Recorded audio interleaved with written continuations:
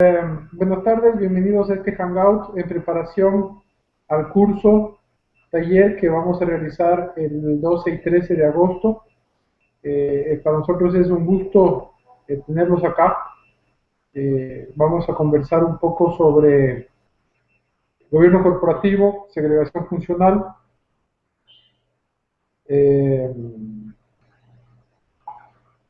planificación operativa.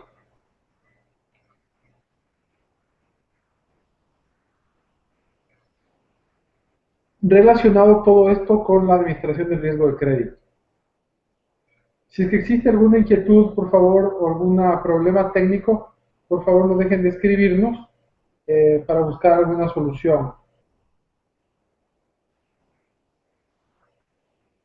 Los temas que vamos a ver, el contenido que vamos a ver, abarca elementos de gestión integrada de riesgos, temas sobre principios básicos de Basilea, segregación funcional, gobierno corporativo, organización de la gestión integral o integrada de riesgos,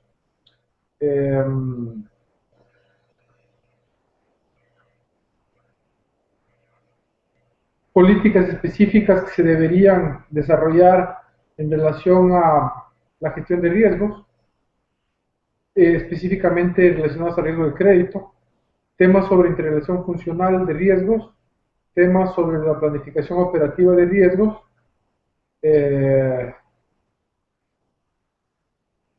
principalmente. Empecemos por revisar los elementos básicos de una gestión integrada de riesgos. Cuando hablamos de una gestión integrada de riesgos, a lo que principalmente nosotros nos referimos es a todo el funcionamiento de las actividades relacionadas a la gestión de riesgos. Queremos que esta gestión de riesgos sea funcional, sea dinámica, sea proactiva. Son elementos básicos de una gestión de riesgos. No sirve de nada tener algo que esté en el papel o algo que se realice solamente para cumplir con ciertos requerimientos regulatorios eventualmente o ciertas necesidades que van fuera de lo que es funcional y práctico. Nosotros queremos que funcione, queremos que las actividades que nosotros realicen se ajusten al tiempo y también que sean dinámicas y proactivas. La gestión integral de riesgos debe convertirse en parte de la cultura del banco y un factor integral de la forma de hacer negocio.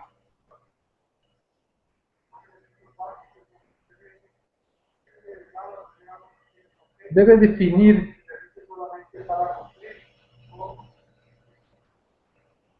claramente los objetivos de la administración de riesgos y básicamente aquí lo que queremos es que los riesgos sean consistentes con la capacidad de la entidad para administrarlos y que la tolerancia al riesgo guarde concordancia con los objetivos estratégicos de la dirección.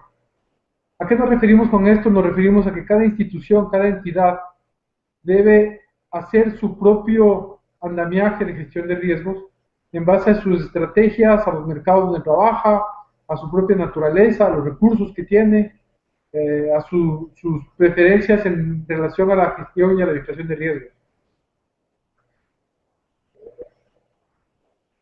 Sobre todas las cosas, tiene que procurar que se lo realice dentro de estándares efectivos de acuerdo a costos. No se busca ni se pretende que los beneficios sean más bajos que los costos. Poner un Ferrari en una entidad que no lo requiere, pero lo único que va a significar es un montón de costos innecesarios.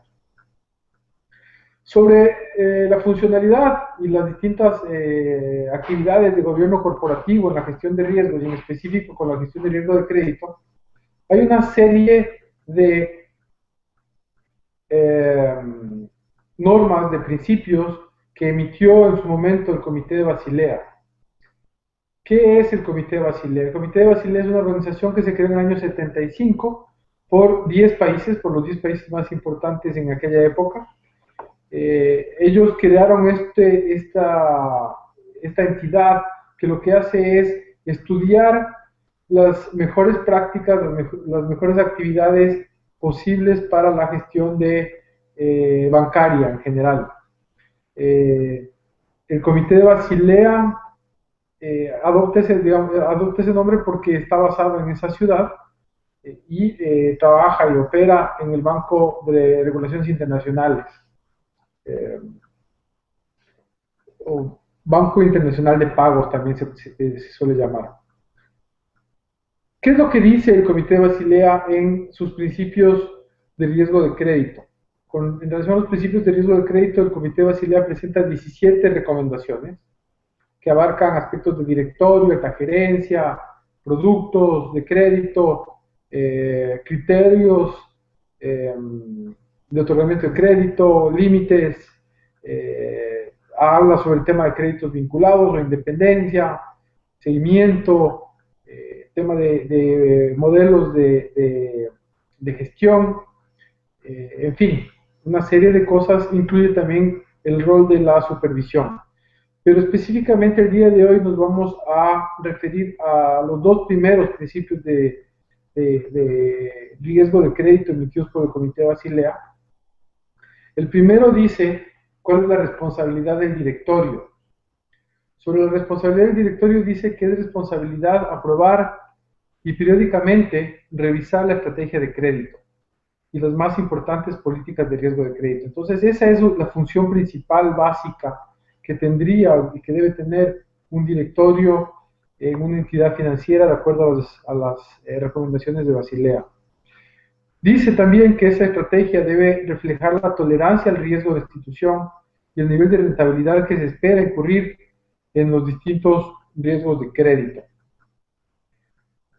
Este es un tema que con mucha frecuencia se lo menciona en la práctica, en la gestión de riesgo, sobre todo el tema de la tolerancia al riesgo. Es un tema bastante difícil de procesar en muchas instituciones. Lo que se busca normalmente es que exista una declaración sobre cuál es el enfoque de tolerancia al riesgo, pero en la práctica es uno de los temas más difíciles de concretar en aspectos tangibles. El segundo tema que vamos a ver el día de hoy tiene que ver con la alta gerencia. Es decir, el Comité de Basilea y las mejores prácticas siempre dividen y separan lo que es el directorio y lo que es la alta gerencia. Son dos temas diferentes y de alguna u otra manera lo que se busca es que el directorio y la alta gerencia trabajen en equipo, pero no mezclados, por ponerlo de alguna manera. ¿Qué es lo que hace la alta gerencia? La alta gerencia debe implementar la estrategia de crédito aprobada por el directorio, debe desarrollar las políticas y procedimientos para identificar, medir, monitorear. Es importante que se mencione que es del desarrollo de las políticas, no necesariamente su aprobación. Estas políticas y procedimientos para la administración de riesgo de crédito deben enfocarse a todas las actividades de gestión financiera, tanto a nivel crediticio individual como a nivel de los portafolios de crédito como un todo. Sobre esto, veamos qué dice la normativa en Paraguay, qué es lo que dice la normativa del Banco Central de Paraguay. La resolución 65 establece dos temas que son sumamente claros y críticos para la gestión de riesgo de crédito. En el artículo 7 dice que el directorio debe promover una cultura de control en la organización, verificando que la plana ejecutiva o la alta gerencia implemente las políticas y procedimientos para que todos entiendan su rol en los controles internos y en la gestión de riesgos.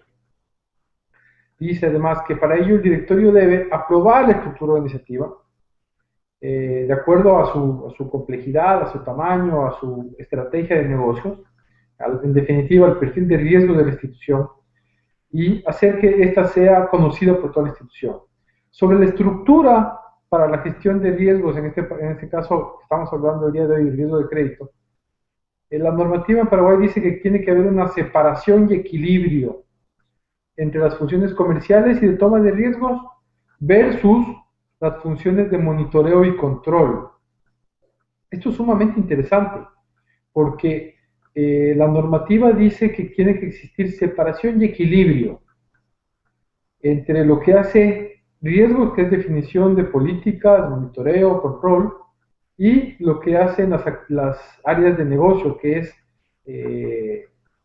buscar créditos, comercializar créditos y de alguna manera tomar los riesgos. Muchas instituciones en muchos países, no solamente en el Paraguay, tienen mezcladas las funciones de riesgos con las funciones comerciales. Es decir, a riesgos se le define como un área de estudios, de análisis de carpetas de crédito, de operaciones de crédito. Esa función para riesgos no es la precisa ni la adecuada. La función de riesgos es definir políticas y gestionar esas políticas. No es aprobar créditos ni evaluar créditos. Lo que sí tiene que hacer riesgos es dar las pautas, dar las herramientas de cómo se van a llevar a cabo el análisis de las evaluaciones y a quién se, en términos generales, cuál es el marco en el cual se pueden aprobar operaciones de crédito o no. También dice que debe existir una adecuada segregación de funciones que facilite los controles cruzados. Eso quiere decir que las mismas áreas no deben ser quienes definan sus formas de operar y también verificar cómo van a operar. Esto implica que se tenga y que se debe evaluar claramente cuáles son las verdaderas funciones de un área de riesgos para efectos de la gestión de riesgo de crédito. ¿Cuál es el objetivo de la gestión de riesgos? El objetivo de la gestión de riesgos es, en un marco de tolerancia al riesgo, un marco definido de cuál debería ser y cuál puede ser la tolerancia al riesgo, identificar los riesgos, medir los riesgos, sobre esta base tomar decisiones, en base a esas decisiones que se tomen, hacer el debido control y seguimiento, monitoreo, sobre los resultados que se obtengan, hacer ajustes y volver a un ciclo virtuoso en el cual yo pueda mejorar y continuamente tener un mejor entorno para la gestión de riesgos en general y en este caso particular del riesgo de crédito. La segregación funcional típica y de las mejores prácticas sugieren que existan tres grandes áreas funcionales, sobre todo en lo que tiene que ver con riesgo de crédito. Esas áreas son un front office, un middle office y un back office. ¿Qué es lo que hace el front office? El front office lo que hace es tener el contacto con los clientes externos e internos, hacer negociaciones, llegar a acuerdos. Ejemplos típicos de las áreas de front office son el área de crédito, el área de inversiones, el área de sistemas. Por otra parte, tenemos en el otro extremo lo que se llama back office. ¿Qué es lo que hace el back office? Verifica el cumplimiento de directrices y ejecuta ciertas transacciones, registros, en fin. ¿Cuáles son las áreas típicas de back office? Las áreas de registro, de operaciones, de contabilidad, de administración. Finalmente tenemos algo en la mitad que se define como el middle office. El middle office, o la oficina del medio, establece las directrices y establece controles.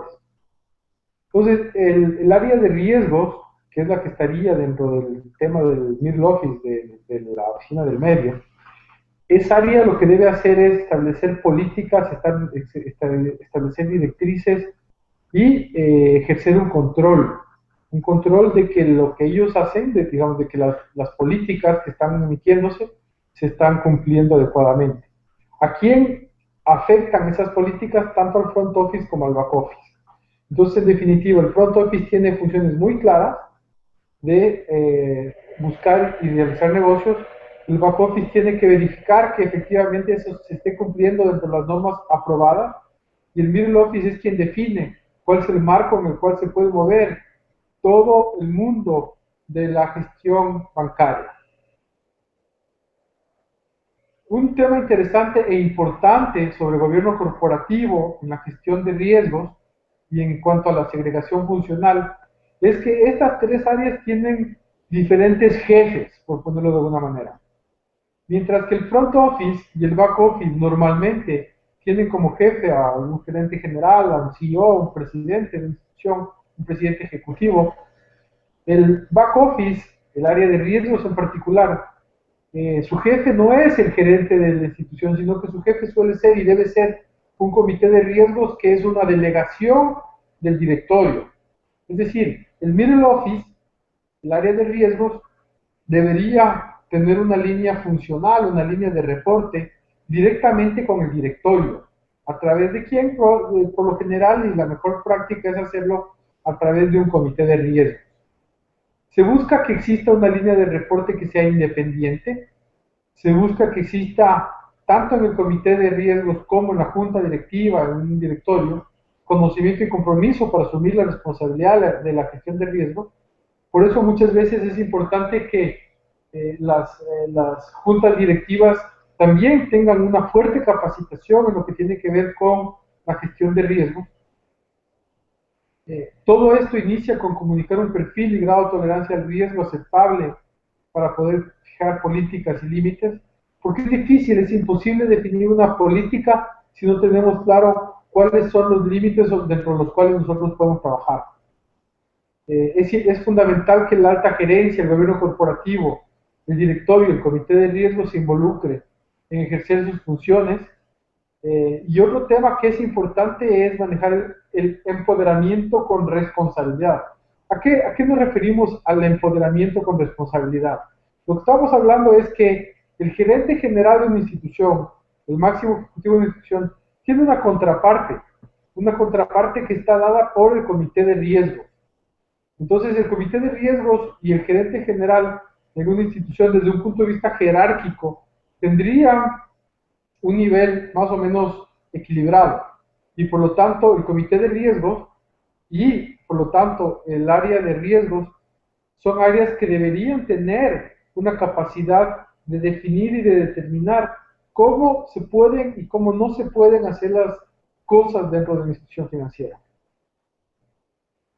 Acá tenemos nosotros una representación gráfica general de la organización para la gestión de riesgos. En este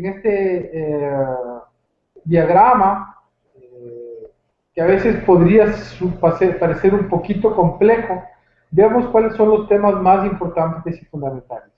Como hablábamos, la importancia de que la gerencia ejecutiva y el comité de riesgos estén a un mismo nivel jerárquico.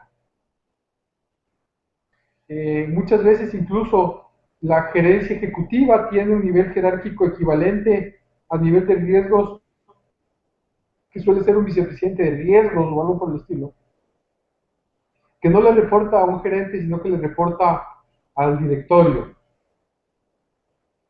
La unidad de administración de riesgos evidentemente le reportará al comité de riesgos cuáles son las funciones de la unidad de administración de riesgos. Por un lado, tiene actividades de asesoría, de educación, de coordinación respecto al programa de gestión integral o integrado de riesgo. La unidad de administración de riesgos hace pruebas, hace validaciones, hace revisiones, identifica áreas que pueden tener problemas, evalúa estrategias, pero por sobre todas las cosas, la unidad de administración de riesgos tiene que dar soluciones.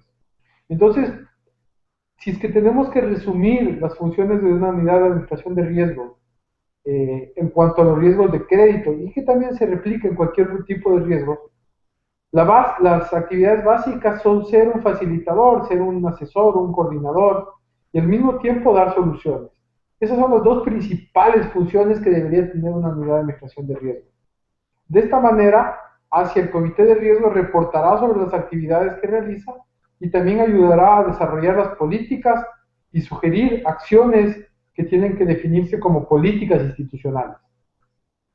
El comité de riesgos, a su vez, recomendará las políticas y las acciones que hay que seguir al directorio, así como conocerá, interpretará, analizará todas las actividades de la gestión integral de riesgos. Esa es la función del comité de riesgos: conocer, interpretar, analizar, sugerir, recomendar políticas para que el directorio las adopte. Una vez que el directorio adopta las decisiones, aprueba políticas, dispone acciones, el encargado de ejecutarlas es la gerencia ejecutiva. Ellos sí deben cumplir y hacer cumplir las políticas y las acciones. Entonces, las áreas de back office, las áreas de front office que dependen de la gerencia ejecutiva, que vienen a ser las unidades de negocio y de soporte funcional, deben cumplir con las políticas y las acciones que define el directorio que tienen que realizarse dentro del marco de la gestión de riesgos integrales. ¿Cuáles son los niveles de análisis para conocer el perfil de riesgos de una institución financiera? Debemos conocer cuál es la misión de los negocios, debemos conocer cuáles son las actividades que se realizan, debemos conocer los procesos. Una vez que conocemos eso, podemos primeramente identificar los riesgos y al tiempo de identificar los riesgos, nosotros queremos cuantificar los riesgos, es decir, medir los riesgos. Y para ello, siempre en riesgos queremos medir el potencial de pérdidas, es decir, un impacto, y la frecuencia de esas pérdidas, es decir, una probabilidad. Siempre en la gestión de riesgos estamos mezclando estos dos componentes. ¿Cuál es el impacto que puede tener un riesgo y cuál es la probabilidad? En riesgo de crédito sucede exactamente igual. Queremos medir el impacto de qué pasa si es que un cliente no me paga y con qué frecuencia ese cliente o ese perfil de clientes pueden no pagarme los créditos que yo les he concedido. Para esto necesitamos procedimientos, políticas, necesitamos canales de comunicación, necesitamos sistemas de información, y sobre la base de esto podemos nosotros establecer controles y hacer seguimiento de riesgos. En definitiva, tomar decisiones. Auditoría interna lo que debe hacer es evaluar qué tan efectivo resulta todo este procedimiento y reportar al directorio qué tan bien está funcionando la organización para la gestión de riesgos en la institución. Esto en definitiva resume de una manera muy sintética. Cuando hagamos el curso seguramente vamos a profundizar sobre estos temas, pero si debemos sacar ciertas conclusiones básicas, la unidad de riesgos es una unidad coordinadora, educadora, facilitadora. Su función es dar soluciones, dar sugerencias. No es un policía que debe parar las cosas, sino todo lo contrario. Y por otro lado tenemos que en el mundo de riesgos tenemos políticas y acciones, políticas y acciones. Esas políticas y acciones vienen definidas por una área estratégica de alto nivel que es el directorio y el comité de riesgo. Ellos definen las políticas y el área ejecutiva, la gerencia general, ejecuta y pone en práctica esas políticas. Esa viene a ser un poco la independencia que debe existir. Y como tal, debe existir una segregación de funciones. Si es que la unidad de riesgos tiene al mismo tiempo que cumplir con esas directrices que ellos mismos están sugiriendo y que ellos mismos van a evaluar, existiría una falta de independencia, porque ellos están están definiendo las políticas y al mismo tiempo validando si es que están cumpliendo nuestras políticas. En el tema de riesgo de crédito, definimos dos niveles genéricos grandes, en los cuales nosotros recomendamos que se hagan reportes descriptivos desde una perspectiva de riesgo. Por un lado, los niveles de riesgo aceptables, en cuanto a actividad, en cuanto a objetivos de rentabilidad, en cuanto a sectores económicos, en cuanto a características de las operaciones financieras y a los niveles de responsabilidad. Esto incluye lo que tiene que ver con los cupos de crédito, los límites de crédito que están que tienen aprobación las distintas instancias dentro de la organización. Y por otro lado, debemos hacer un análisis y evaluación de los riesgos existentes, tanto a nivel global, es decir, a nivel de toda la institución, a nivel de cada tipo de negocio, a nivel de los sectores que existen dentro de la economía o dentro de nuestra estrategia de negocios, identificar las debilidades estructurales de los mercados objetivos y también dentro del riesgo de crédito es importantísimo que demos apoyo y soporte a todas las funciones de riesgo operativo en cuanto a el proceso crediticio.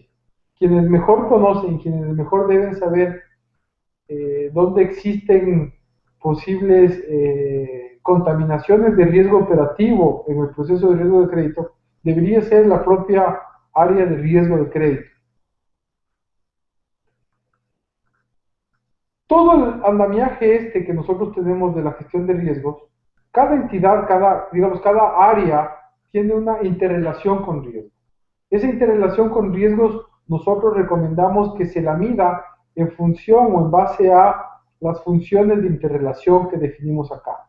Habrán entidades que toman riesgos, habrán unidades administrativas, funcionales, organizacionales que tomen riesgos, otras procesan riesgos, otras producen información, otras procesan información, otras áreas analizan y estudian, otras informan, otras deciden o definen acciones o estrategias y otras ejercen actividades de control. Estas son las actividades que nosotros definimos como de interrelación. Y pueden existir distintos niveles.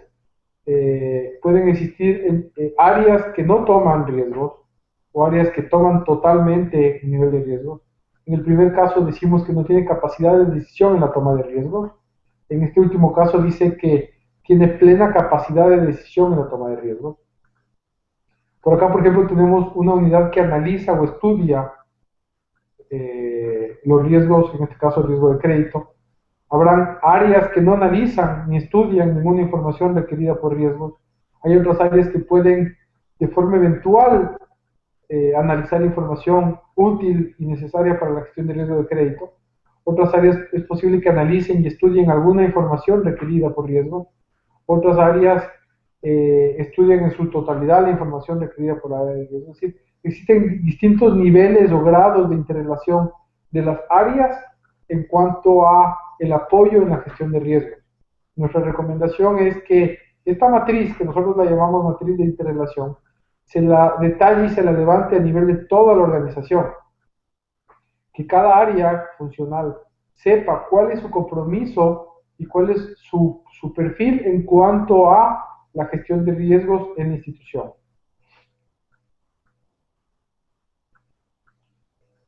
Otro elemento básico para la gestión de riesgos que nosotros recomendamos como una mejor práctica operativa, pero como una mejor práctica, es el desarrollo de planes operativos.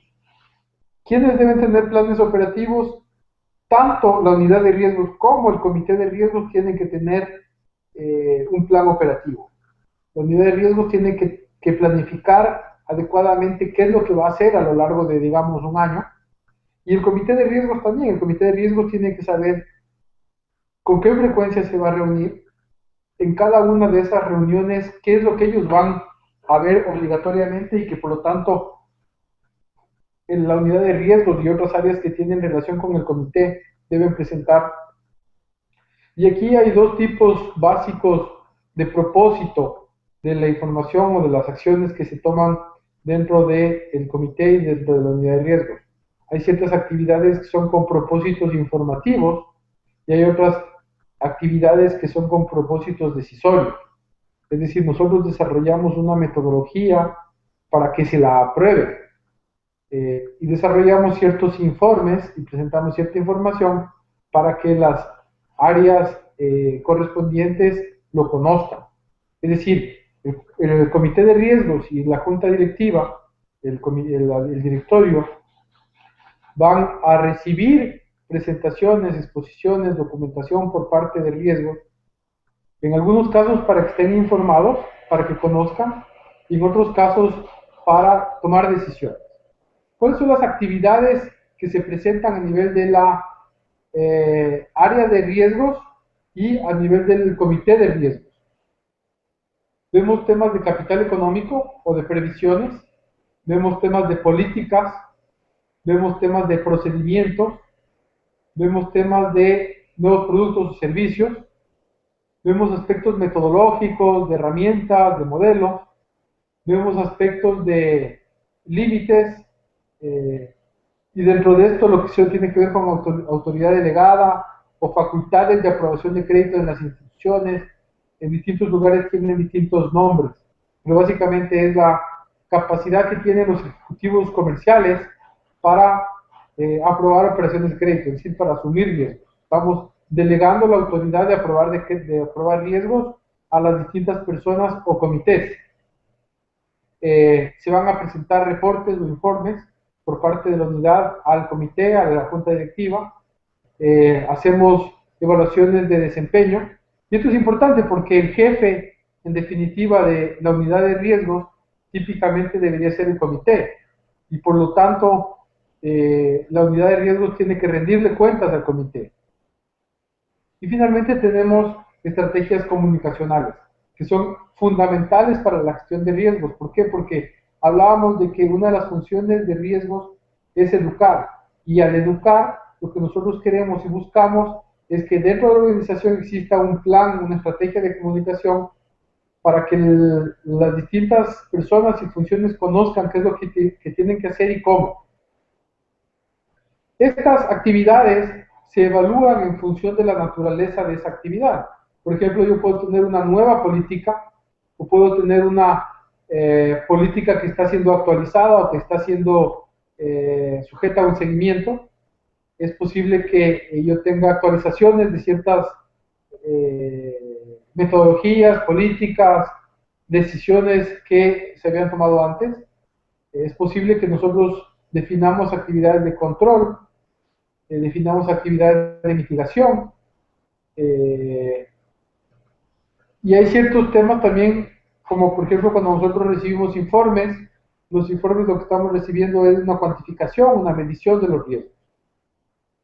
De alguna u otra manera existe entonces una visión matricial de las actividades en función de lo que hace y lo que debe hacer y lo que debe presentar la unidad de riesgos al comité de riesgos y la naturaleza de estas actividades.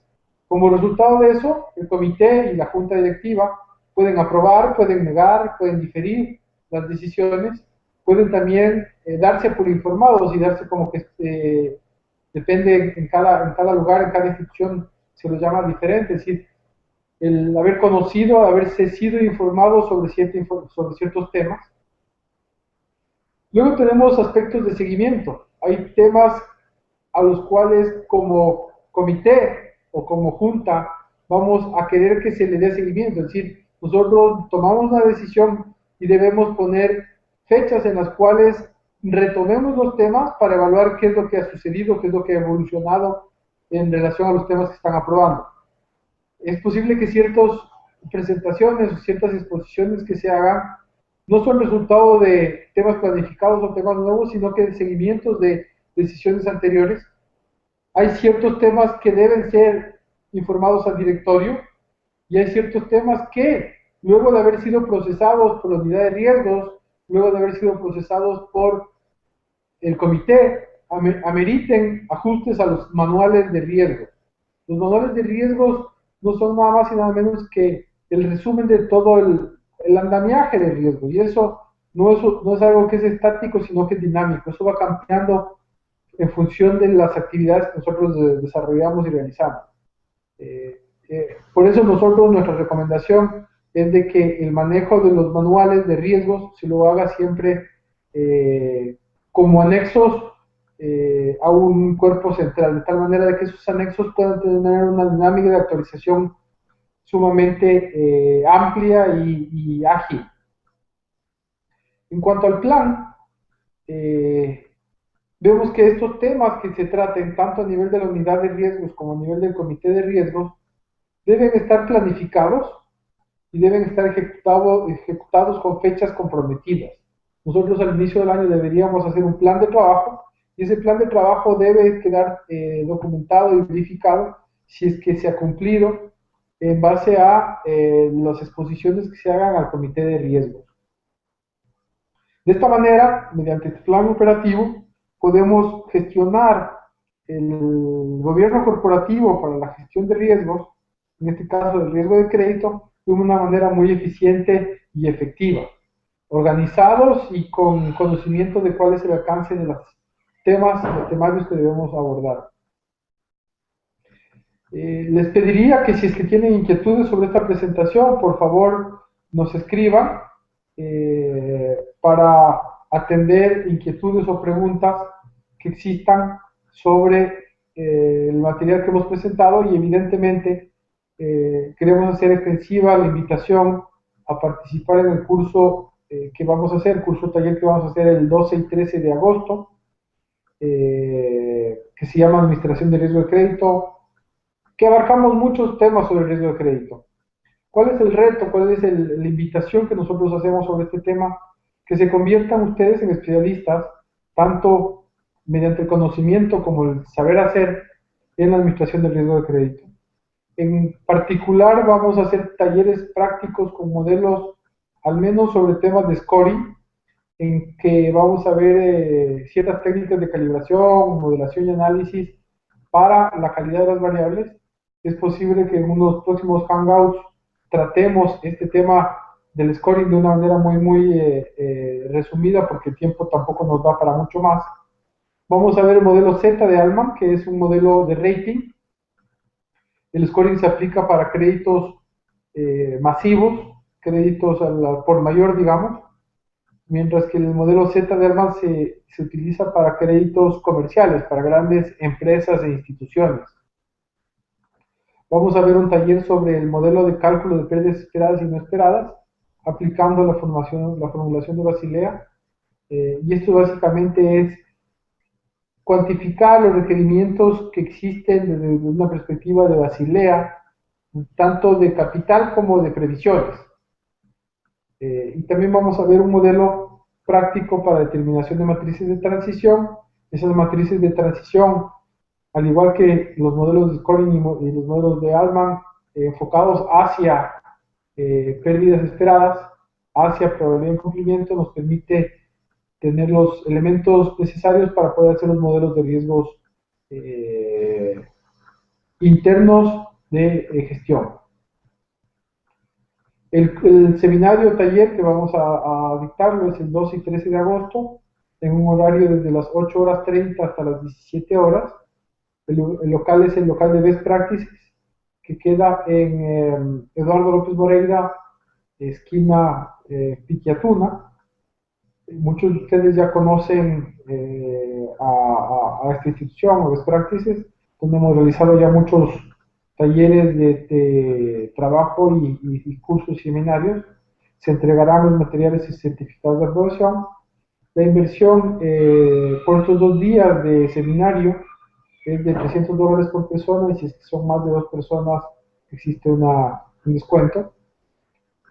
¿Qué es lo que se debe hacer para poder participar en este curso, taller?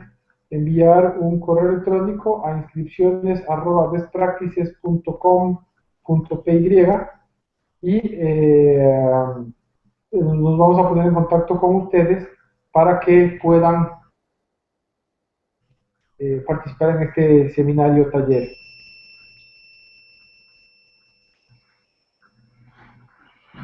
Vea, si ustedes me permiten, déjenme verificar si es que existen inquietudes o preguntas para responder, por favor.